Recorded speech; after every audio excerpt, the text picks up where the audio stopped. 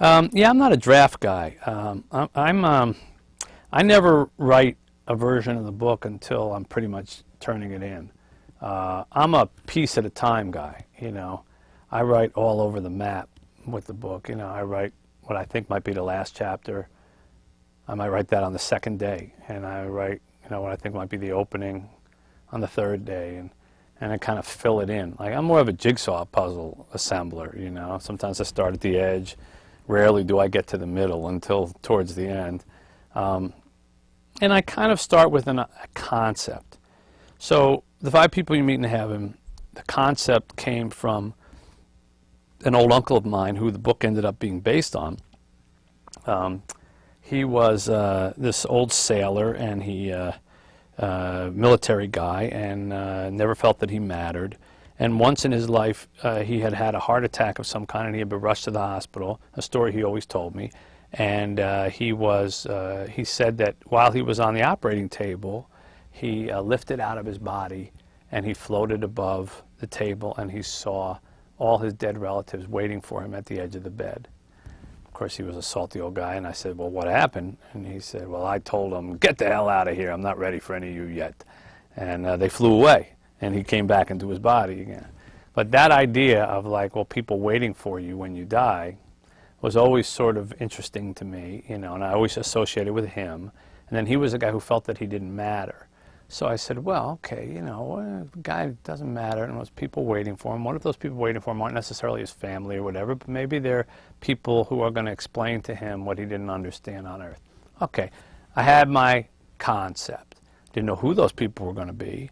Didn't know who the first one or the second one or the third one or fourth one. Had an idea about the fifth one.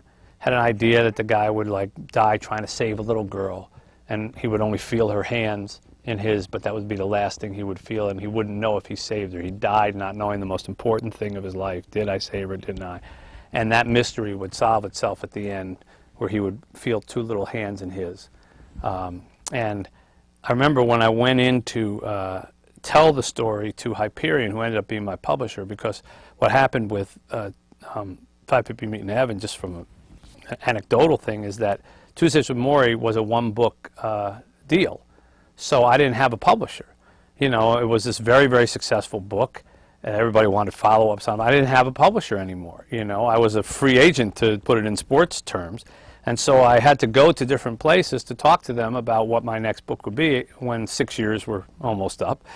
And I went to the publishers. When I went to Hyperion, I told them the story, like I just told you, and then I said at the end that he feels this little girl's hands, and he meets this little girl, the 5th person. I only knew the 5th person that he was going to meet was going to be a little girl, but it wasn't the little girl that he saved at the park. It was some other little girl from when he was in the war.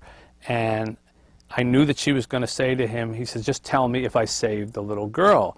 And she was going to say, yes, you saved him, you saved her, you pushed her out of the way. And he was going to say, but I couldn't have pushed her. I felt her hands in mine.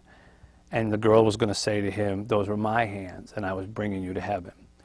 And when I said that in the room, this woman burst into tears.